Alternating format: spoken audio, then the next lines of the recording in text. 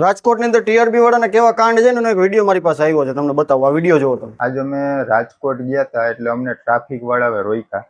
અમારી ગાડીમાં નીચે એલઈડી લેમ્પ હતા એટલે રોક્યા. એટલે એને સીધું અમને કીધું કે તમારે 6000 રૂપિયા ભરવાના રહેશે. એ વિડીયો અમે પૈસા જે દીધા છે અને એને જે સેટિંગ કર્યું છે એ પૈસાનો વિડીયો અમે ઉતારી લીધો છે અને એ વિડીયો હું તમને આમાં મૂકું છું. એટલે આ વિડીયોને ફટાફટ શેર કરજો જેથી બીજા કોઈની કટકી ન થાય. આ ચોખ્ખે ચોખ્ખું ભ્રષ્ટાચાર હાલે છે. એટલે એને 6000 માંગ્યા એટલે અમે ના પાડી કે એટલા બધા પૈસા ન હોય, અમારે જે થતું એ કાયદેસરનું લીગલ કરો.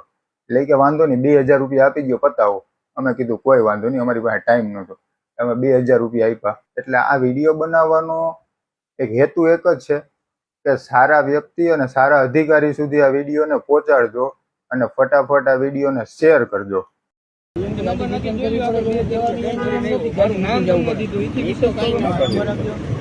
નામ ખાલી કાપી નો જાવ દે તો મારે પૈસા પાછા ભાઈ પાછા યાર ક્યાં ગોતો આવો અમારે ભાઈ 4 વાગે લગી અહીંયા હાલો મારું નામ દે દેજો બધા તમારા નંબર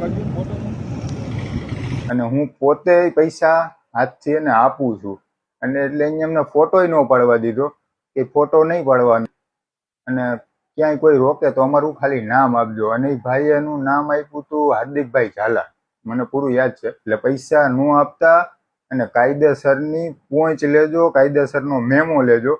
કાયદેસરનો મેમો એ લોકો આપતા નથી અને એ લોકો આ ફ્રોડ એપ્લિકેશન એની પાસે છે કે આ એપ્લિકેશન ક્યાંય પણ માન્ય છે નહીં. એ ભાઈ મેં ચર્ચા કરી, ભાઈને મેં ફરિયાદ આપવાનું કીધું છે. એકવાર ભાઈ ફરિયાદ આપી દે, પછી હાઈકોર્ટ સુધી બધાને લાંબા કરીએ અને પછી તમે જો ખેલ કેવો આવે. આ બધા એમ વિચારતા ને કે કાંઈ ન થાય ને આ બધું હાઈલે જ રાખે, આપણું કોઈ કાંઈ ન કરી લે. એકવાર આ બધા છઠ્ઠીના દૂધ યાદ કરાવી દેવા છે, તમે જોઈ રાખો. તમારી સાથે કોઈ આવો બનાવ બન્યો હોય, તમને ડીએમ ની અંદર ફોટા વિડીયો જે કાંઈ હોય તમારી પાસે મોકલજો. જય ભારત, જય હિન્દ.